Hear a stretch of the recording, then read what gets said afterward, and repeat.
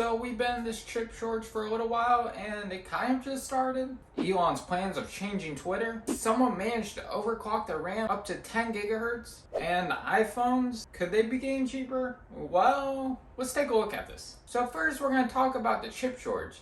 Pat Gelsinger, the CEO of Intel, said in an interview with CNBC that he expects the supply chain to experience issues with the chip shortage till 2024. The biggest part of the issue is that the equipment is needed to make the chips is just hard to come by. So, if you've been thinking about waiting to upgrade your CPU, yeah, it's probably a good decision to do that. Maybe, if you need to upgrade, just wait until the new chipset series. That way you don't end up wasting your money when you're going to have to upgrade to DDR5. And then Elon's making a brave move of considering charging sites outside of Twitter for embedding tweets. He also claims that Twitter needs to be bigger. I thought Twitter was good where it's at, but hey, if Elon thinks he can make it better, we'll just see. Honestly, I don't know how to feel about Elon taking over Twitter. It could either go good or bad, and so far it's not looking so good. I mean, I guess we'll just take screenshots of the tweet and then post it on websites. That's a way around it. There's always loopholes, Elon. There's always loopholes. Let's talk about the iPhone pricing. So I was watching FPT and this pricing of these iPhones doesn't look so hot. Let's take a look. He states that the iPhone 14 will cost $799, while the iPhone 14 Max will cost $899.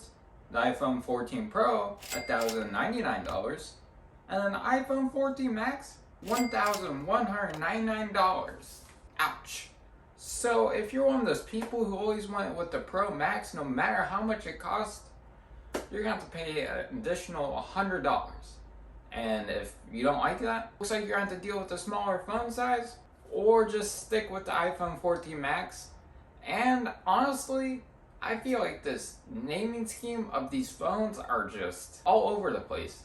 I feel like they could have done something better. Like, come on, Apple.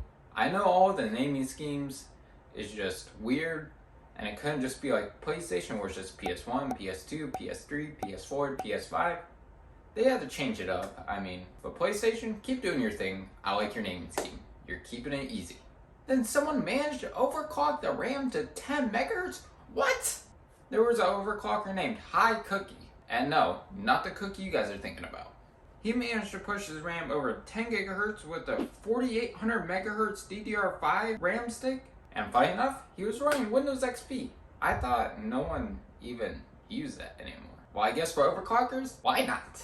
And he was able to top it off at 10,022 megahertz. Sheesh. If you think your RAM isn't fast enough, just overclock it. Anyway, these guys, come back for next week's tech news, and thank you guys so much for watching. Tech Jefe, sign off.